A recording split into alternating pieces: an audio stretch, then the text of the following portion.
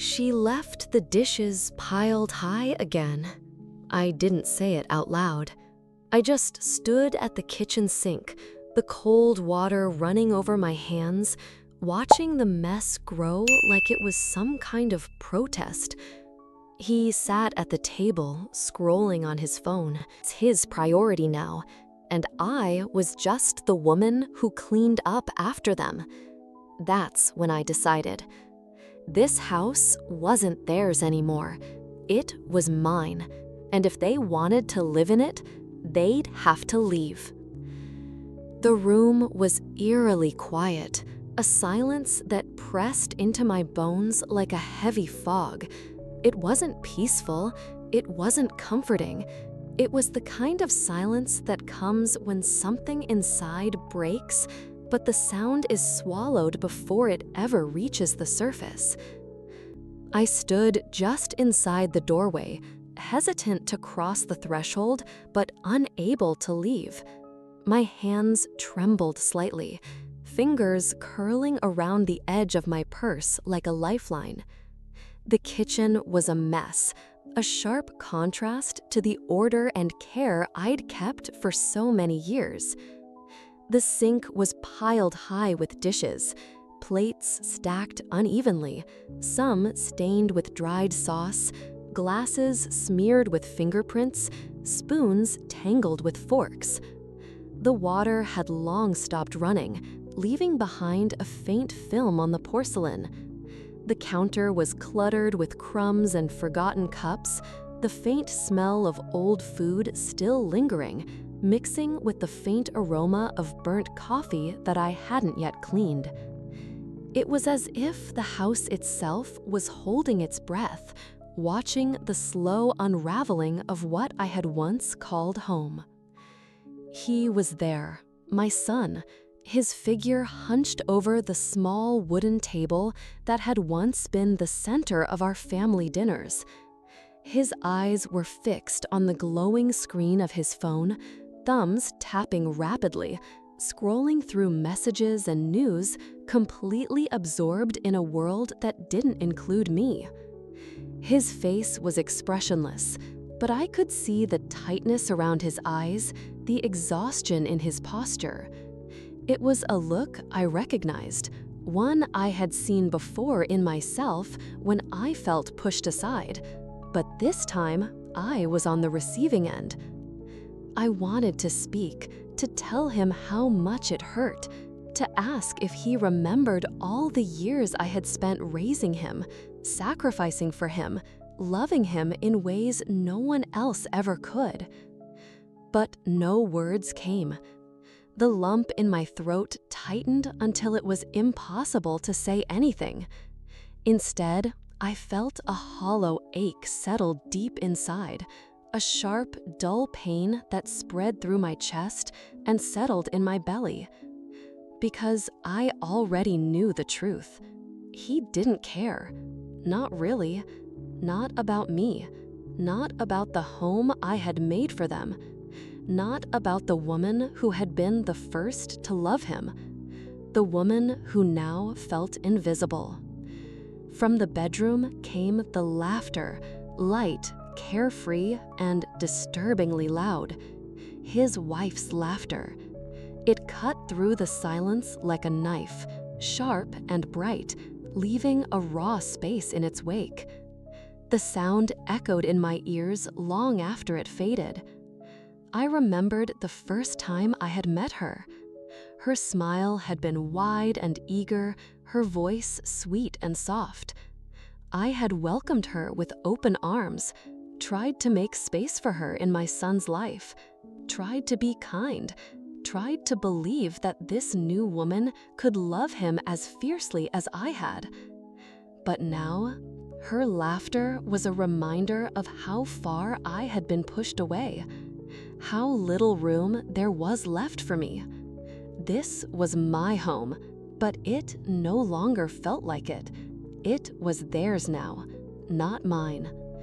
I wanted to shout, to demand respect, to be seen, but my voice was lost in the ache. So I turned away, slowly, deliberately. I gathered my things, simple, worn belongings that still felt like a part of me. A scarf that smelled faintly of lavender, a photo album, edges frayed, filled with memories of a family that had once been whole. A book I'd kept by my bedside for years. I didn't say goodbye. I didn't ask for forgiveness. I didn't look back. The soft click of the front door closing behind me echoed in the empty house, louder than any word I might have spoken.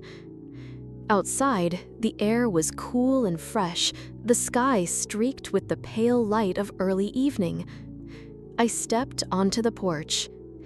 Each step away from the house was heavy, but filled with a strange sense of relief. I wasn't running from them. I was walking away from the pain of being unseen, from the silence of neglect, from the weight of being treated like a stranger in my own home. I walked down the path, past the garden I had tended for years, roses blooming wild and free, untamed like my own heart. Past the swing set I had built for him when he was a child, now rusted and empty. Past the windows where I had once watched him grow, now dark and shuttered. I felt a tear slip down my cheek, not for what I had lost, but for what I had finally gained: the courage to leave, the strength to stand alone, the hope for a life where I was not invisible. The bus ride away from the neighborhood was long. The streets blurred past the window, a tapestry of familiar places now distant. I held my purse tightly in my lap, fingers tracing the edges of the photo album inside. I thought about calling someone, a sister, a friend, but the words caught in my throat. How do you explain leaving your own child behind? How do you say that the people you love most are the ones who hurt you the deepest? So I sat in silence, watching the world move without me. The weight of loneliness settled around my shoulders, but I welcomed it. Because sometimes, to find yourself, you have to lose everything else. When I arrived at the small apartment I had rented, the key felt heavy in my hand. The door creaked as I opened it. The space was small, sparse, but it was mine. No echoes of laughter that wasn't meant for me, no shadows of resentment, just walls that waited to be filled with new memories. I set my things down slowly, walked to the window, and looked out at the city lights twinkling in the distance. For the first time in a long time, I felt a flicker of peace. That night, sleep was elusive. My mind raced through years of love, sacrifice, and heartbreak. I thought about the mother I had been, the woman I still wanted to be, the future I dared to imagine. I whispered a promise to myself, that I would find strength in this new beginning, that I would no longer hide in the shadows, that I would live for me. Days passed. I began to rebuild, not the house I had lost, but the life I deserved. Slowly, one small step at a time. I found comfort in quiet routines, cooking simple meals, walking in the park, reading books that spoke to my soul. The ache remained, but it softened. Letters came, messages from my son, short, hesitant, apologies that felt like echoes. I didn't respond, not yet. I needed time to heal, to grow, to remember who I was beneath the pain. One afternoon, I sat in a cafe, watching people pass by. I realized I was no longer the woman who waited for love. I was the woman who deserved it. Not because I was perfect, but because I was whole, and that made all the difference. This was the shock, not the moment of loud anger, not the scene of broken glass, but the quiet, deep ache of being erased and the courage to say, I am still here. The days after I left were heavy with quiet. I didn't know what came next. I only knew what had to come first: me. I woke slowly each morning in the small apartment that was mine and mine alone. No familiar creaks in the floorboards, no laughter echoing from the next room, no voices to remind me of what I had lost. Just silence. A silence I wasn't sure I was ready for, but one I needed desperately. The first morning, I made tea in the new kettle I'd bought, pale blue, soft whistle, no harsh screams. It was the smallest act of rebellion I had ever made. I didn't ask permission. I didn't think twice. I just did. I sat by the window with my cup, watching the city wake up, slow and steady. A few birds chirped outside. The sun's first rays spilled onto the windowsill. For a moment, I felt something I hadn't felt in years: possibility. In the days that followed, I began making small plans, not to save anyone, not to fix anything, but to remind myself that I still belonged somewhere. I found a small travel agency tucked between a bakery and a florist. It looked worn but inviting, the kind of place where maps curled at the edges and postcards were faded by the sun. I walked inside without any real idea of what I wanted. The woman behind the counter looked up and smiled, unhurried, like she had all the time in the world. I'm thinking of going somewhere, I said softly. Somewhere quiet. She nodded. Quiet is good, she said. Where have you never been but always dreamed of? I thought for a moment. Somewhere with water, I said. Calm water, not crashing waves. She smiled again, handed me a few brochures. Small islands, coastal towns, places off the beaten path. I took them home, spread them out on the kitchen table, and let myself imagine a life beyond this apartment and the shadows of my old one. At night, I thought about calling my son, not for money, not for apologies, just to hear his voice, to see if he would ask if I was okay, if he remembered me at all. But I didn't, because I already knew what he would say. A quick hello, a distracted goodbye. Words spoken because they were expected, not because they were meant. Instead, I booked a room at a small inn on the coast, one of the places from the brochures. No TV, no distractions, just the sound of the ocean and the promise of peace. I told no one, not my son, not my old friends, not even myself. The night before I left, I packed quietly. A bag with the essentials, the photo album, the scarf, the kettle, wrapped carefully to keep it safe. That night, sleep came slowly. Dreams mixed with memories, laughter and silence, love given and taken away. The next morning, I woke before dawn, made tea in the kettle, sat on the porch and watched the sky change colors. A soft wind carried the salt scent of the sea. I didn't feel brave. I didn't feel scared. I just felt ready. The train ride was long and slow. I watched the world pass by with no destination, no urgency. I let myself be carried forward by the movement, not by a plan. When I arrived, the air smelled like salt and flowers. The inn was simple, welcoming. No one asked where I was from or why I came alone. They just smiled and gave me a key. For 3 days, I did nothing but breathe, walk the beach, listen to the waves, read books I hadn't touched in years. I let the silence fill me instead of breaking me. I found pieces of myself in the quiet. When I returned, the apartment felt differently, not because it had changed, but because I had. Messages came from my son. Short, hesitant, polite. Apologies that felt like echoes of a man I barely knew. I didn't reply. Not yet. Because I was learning to live for me first.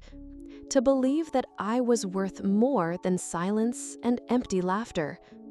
To believe that the house I left was not the home I needed. This was the promise. Not of reconciliation, not of returning, but of a new path. One that began with a single step. The days after my trip unfolded with a strange softness, like the surface of a lake just before a storm breaks. I was back in my small apartment, the familiar walls no longer feeling like a cage but a sanctuary. I woke each morning to light filtering gently through thin curtains, the city's hum a distant murmur. No calls, no messages, just silence. The kind I had been waiting for. I started settling into routines that weren't dictated by others. I brewed tea on my new kettle every morning. The whistle was soft, a small song just for me. I took long walks around the neighborhood, noticing details I had missed for years. The way sunlight hit the leaves, the scent of freshly baked bread from the corner bakery, the friendly nods of neighbors who knew nothing of my past. But beneath the calm, something stirred. Not loud, not insistent, just small moments. A glance that lingered too long, a door left ajar, a voice that faltered when I entered a room. One afternoon, I found a bookstore tucked between a florist and a cafe. No sign, just an open door and the smell of old paper. I went inside. The woman behind the counter barely looked up. I liked that.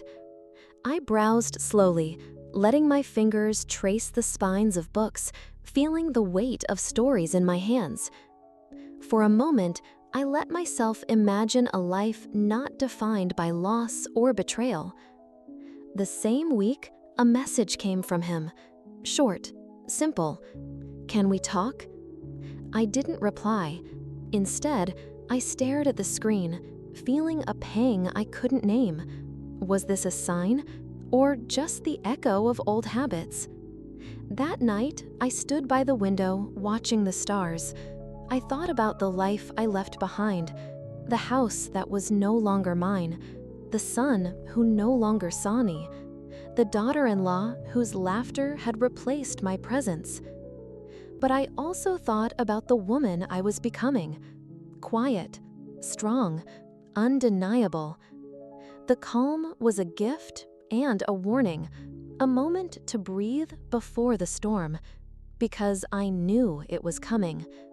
I wasn't sure what form it would take, a confrontation, a betrayal, a final act of disrespect. But I was ready. I'd spent too long shrinking, too long hiding, too long pretending. No more.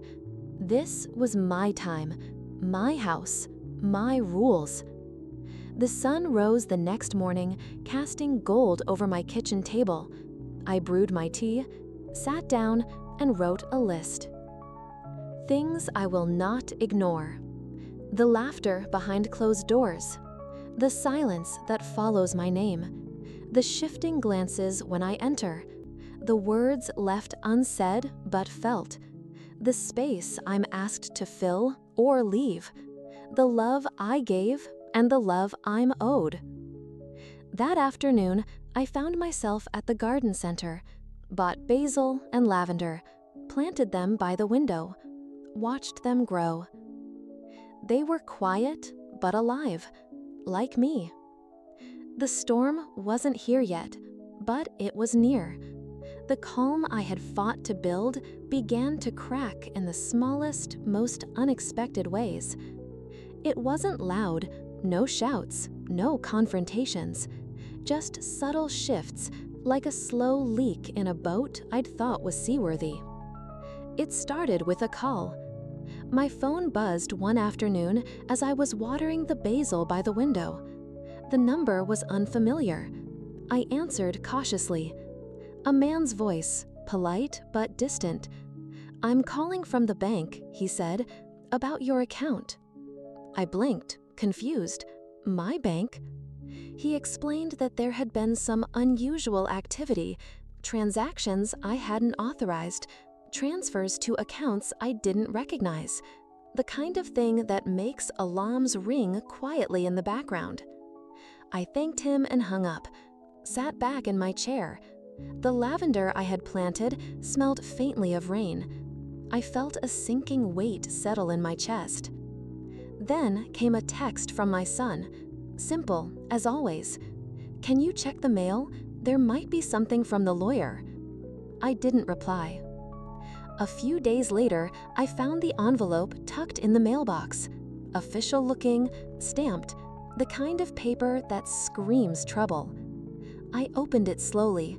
Inside was a notice, a proposal to consolidate assets, to transfer property, to streamline ownership. The language was clinical, deceptive, a maze of legalese designed to confuse. I read it again and again, trying to find a crack, a loophole, a reason to hope. But the truth was clear. They wanted control, complete control. I sat down at the kitchen table, laid the papers out. The light from the window caught the edges, made them glow cold. I thought about all the years I had spent working, saving, building this life. All the sacrifices, all the nights I had stayed awake worrying about bills, birthdays, illnesses, all the times I had swallowed my pride to keep the peace. And now they wanted to erase me. I felt anger rising, not the fiery, explosive kind, but the cold, hard kind that settles in your bones, the kind that makes you stand straighter. I called my lawyer, explained everything, sent scanned copies of the letters, asked for advice. She told me to be careful, to watch, to document everything. Days passed, more messages arrived, sometimes polite, sometimes curt, sometimes with a hint of panic. I didn't respond to any of them. Instead, I watched. One evening, I overheard a conversation. My son was talking on the phone, his voice low, hurried. "Yeah, Mom's on edge. I don't think she knows about the trust yet." I froze. They were hiding things from me, making decisions without me. I sat quietly in the corner of the living room, listening, remembering.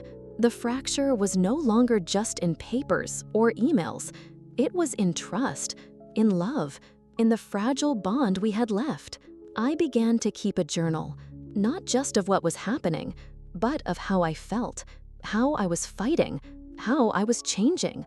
Each entry was a step toward reclaiming myself, toward preparing for the battle I knew was coming. The house that once felt like mine was slipping away, but I wasn't ready to let go. I set boundaries quietly, a returned call, a carefully worded email, a refusal to sign without my lawyer present. Their frustration grew, but I stayed calm, measured, unyielding. I wasn't angry, I was focused. The first fracture had become a crack, and I was ready to widen it. I hadn't planned on uncovering anything more. I wasn't digging for secrets, but the truth has a way of revealing itself when you stop looking away. It came on a quiet morning. I was going through old files, trying to organize the chaos that had settled since everything began to unravel. A slip of paper caught my eye, an email printout tucked inside a folder labeled Financials. The subject line hit me like a sudden cold wind. Transfer of assets, urgent.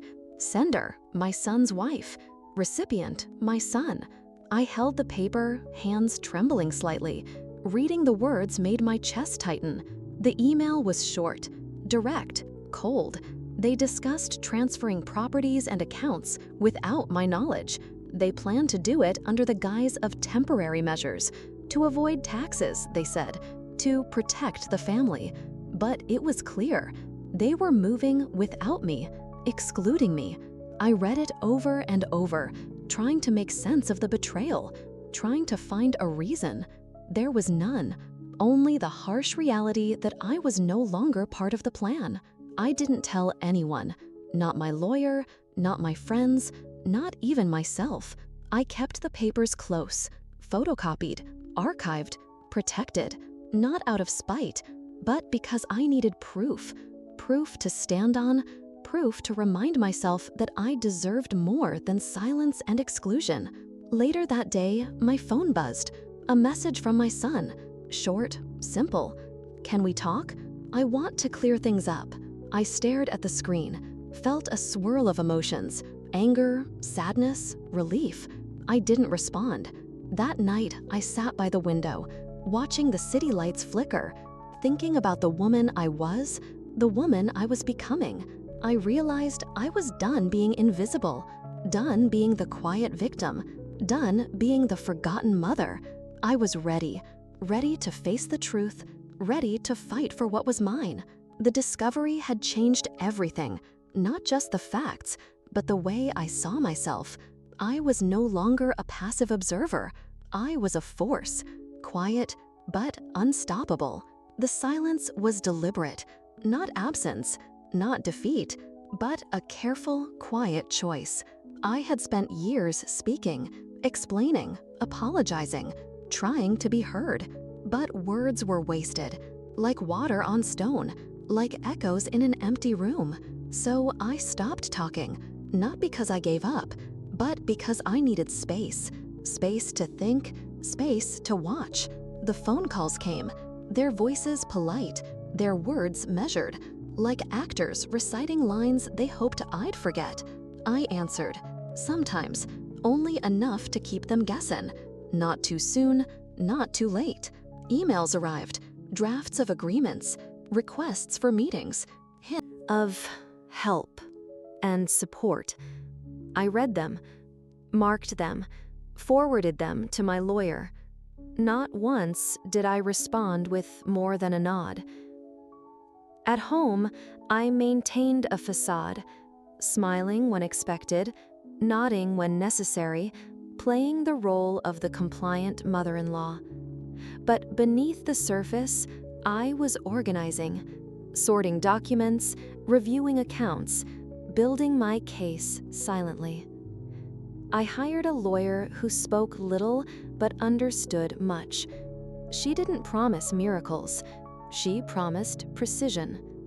We met regularly, discussed strategies, explored loopholes, planned my moves like a chess player studying the board.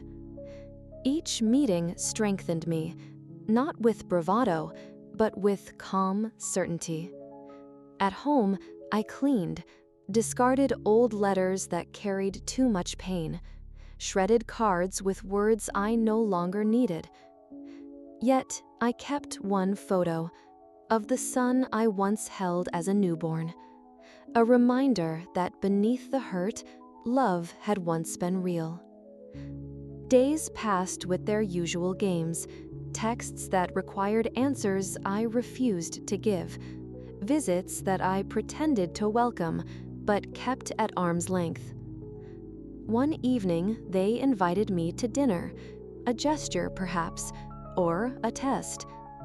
I accepted, wore the blue dress, the color of waves, of quiet strength. At the table, they spoke of streamlining, protecting assets, temporary transfers. I listened, smiled, took notes in my mind. When the folder was passed to me, I read carefully, then said calmly, "I will have my lawyer review this." Their faces betrayed frustration. I stood, gathered my things, left before dessert. The silence that followed was heavy, but not empty. It was waiting for the moment I chose to act. Monday morning was quiet, too quiet, the kind of quiet that carries attention beneath it, the calm before the storm. I sat at my small kitchen table, the morning sun filtering through the faded curtains. A cup of tea steamed gently beside me, untouched as my thoughts raced. For weeks, I had been watching, listening, preparing. The calls and messages from them had slowed, then stopped. Confidence was fading. They thought I was defeated. They were wrong. I reached for the phone and dialed my lawyer's number. Her voice was steady on the other end. "Are we ready?" I asked. "Yes," she replied. "The documents are prepared. The trust is in place. The safety clauses protect your assets completely."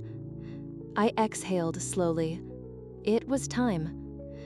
By Wednesday, I found myself walking into the notary's office. The folder under my arm felt heavier than the weight I had carried for months, but my steps were sure. I wore a simple white blouse, a pair of old but polished shoes, and no makeup, because this was not about appearances. The notary greeted me with a polite nod. She asked for my identification and the documents. I handed them over with steady hands. "Would you like to file these today?" she asked. I nodded firmly. The stamp hit the paper with a decisive sound, echoing in my ears louder than I expected. My first strike had landed. That evening, I cooked for myself. Salmon with a squeeze of lemon, rice with butter melting slowly on top.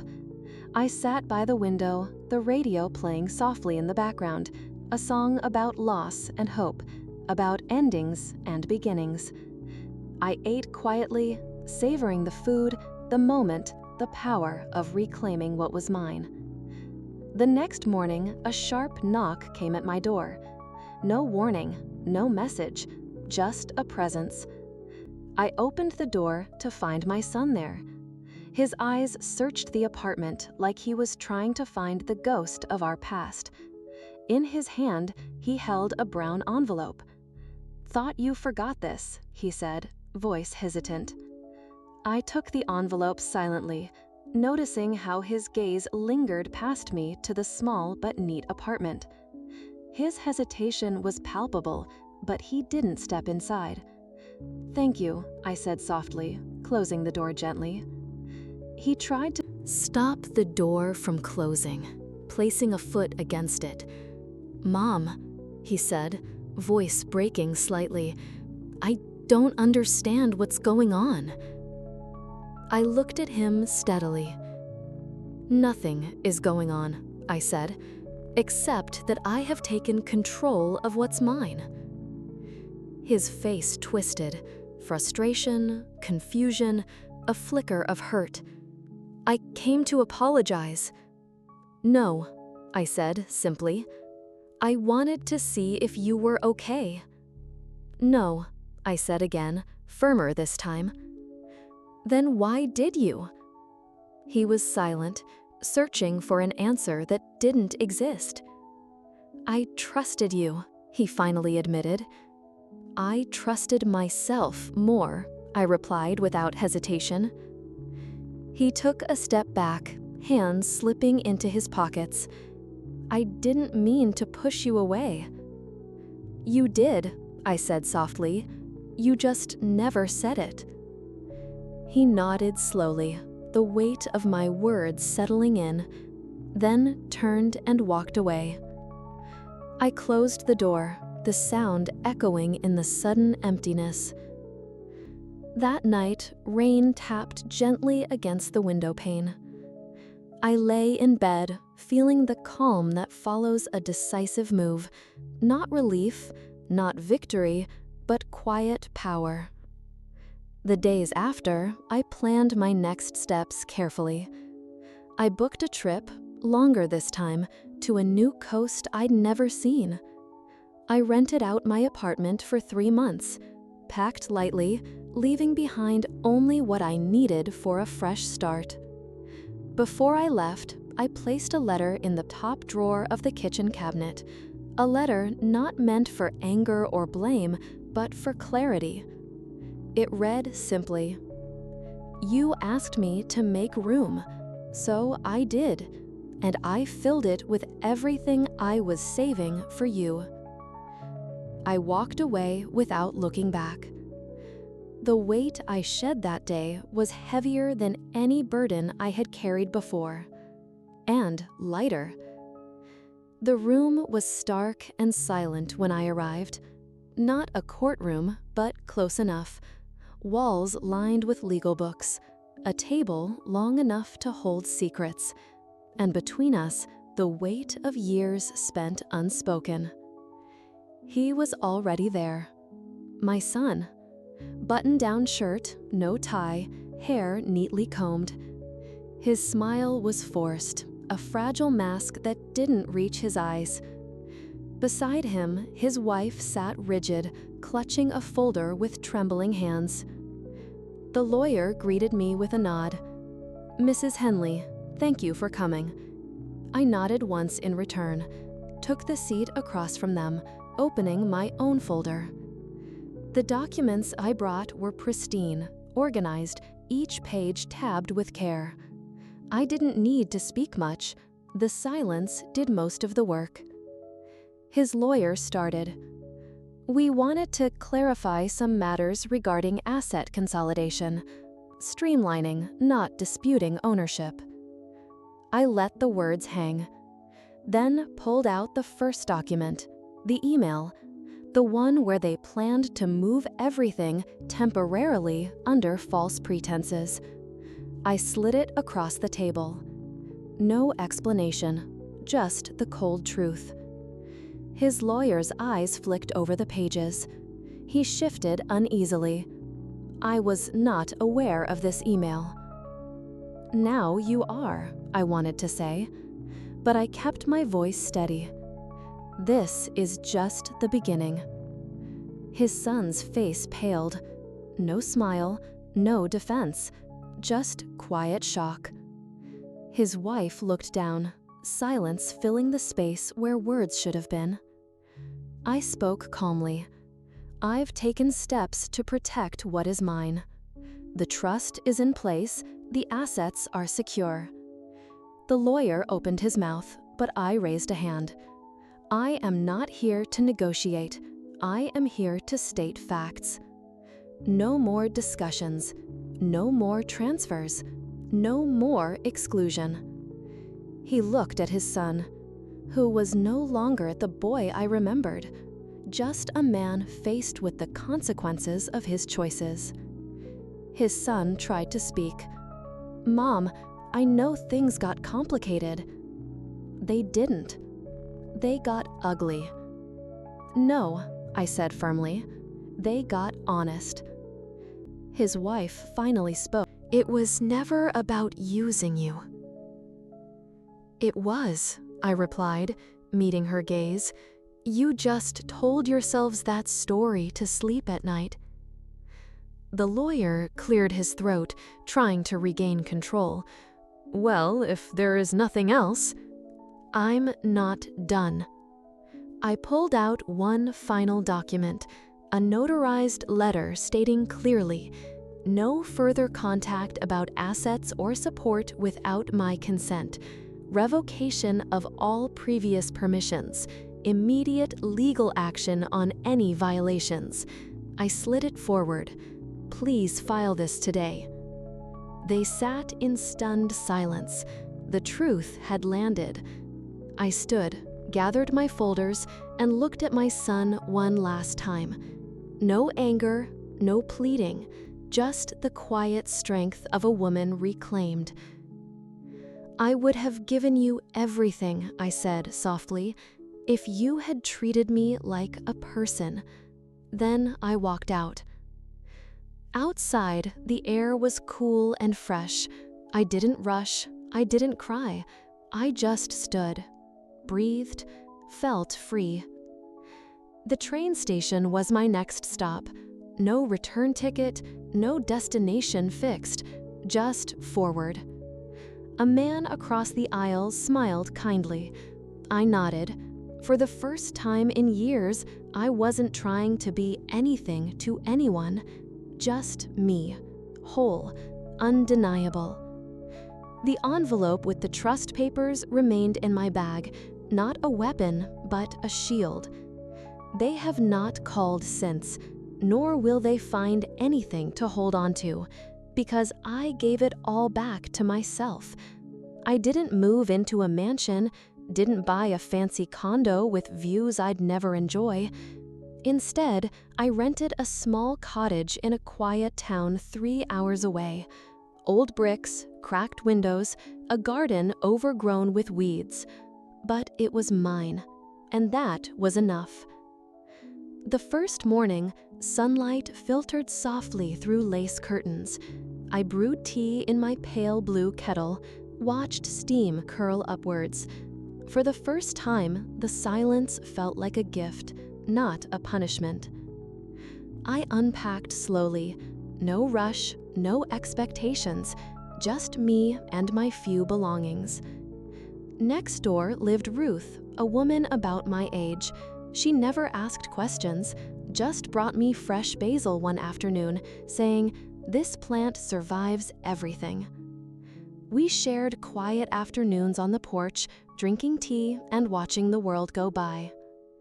I tended the garden with patience, clearing dead branches, pulling weeds, planting lavender and rosemary, each seed a promise to myself. I found a bookstore cafe downtown, crooked shelves, soft chairs, the smell of old paper. They needed help, light work, good tea. I said yes. I walked every morning, different routes, new streets, new faces. No one knew my story here, and that felt like freedom. One morning, I caught my reflection in a shop window. Not the woman who begged for love, not the woman who hid in shadows, but someone quiet, strong, whole. At night, I danced barefoot to old vinyl records. Just a little, just enough. Sometimes messages came from him, short, polite, "Hope you're well. Would love to visit." I didn't reply, not out of anger, but because silence had become my home. I hung the wave painting in the kitchen, a reminder that movement can be gentle, that change doesn't need to crash. One afternoon, Ruth said to me, "You're quieter than most." I smiled. I was loud once, for the wrong reasons. She nodded. Sometimes survival looks like silence to others, but to you, it means everything. I went back to the beach, not to remember, but to feel the salt air on my skin, to hear the waves that had no expectations.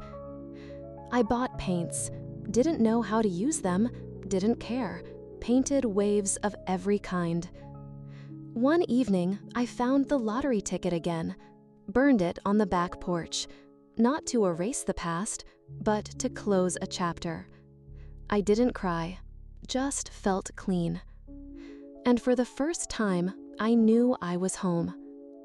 I didn't plan to speak, not at first, not to him, not to her, not to the world that watched me disappear. But then a letter came, from a small local paper, an invitation to share my story, to tell how I began again. I wrote back, not because I wanted to become someone new, but because I needed to become myself. I sat with pen and paper, no plan, no script, just the quiet hum of the kettle and basil in the garden. What They Don't Tell You About Starting Over, by a woman who was forgotten. They don't tell you starting over is quiet. No fireworks, no applause, no witnesses.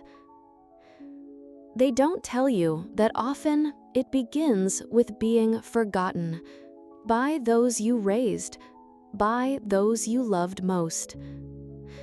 They don't tell you how easy it is to vanish and how hard it is to stay gone.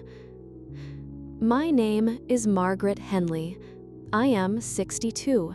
No partner, no grandchildren, no estate to fight over. But I have a kettle that sings softly, a garden that blooms because I show up, and a body that no longer flinches at the phone ringing. I am not bitter, not broken, but I am no longer blind. They told me love meant sacrifice, so I gave time, money, my name. Then they told me I was too much, too old, too tired. So I left. And in leaving, I found the truth. Love without respect is a leash. Silence can be safety. Worth is knowing when not to be used. My son tried to fold me into his new life like a blanket, easy to pack away. He didn't mean to hurt me, but he did. Because he saw me as an inheritance, not a woman. When I left, I didn't scream. I didn't post. I just stopped giving what was never received. I burned the lottery ticket, not out of anger, but because I refused to be anyone's reason to apologize or return. People ask what it feels like to walk away from your child, but they don't ask what it feels like to be walked away from, slowly, quietly, without a word. I still remember the first time he stopped saying "Mom." That was the beginning, not the moment he asked me to leave, but the moment he stopped seeing me. I am not interested in reconciliation, not praying for his return, not writing for sympathy. I write because women like me disappear every day, in kitchens, in phone calls where we laugh off being dismissed, we shrink, make room, say "I understand," until one day we don't. This is my day, and I am keeping it. No heroes, no villains, only choices. And I choose me. My name is Margaret Henley.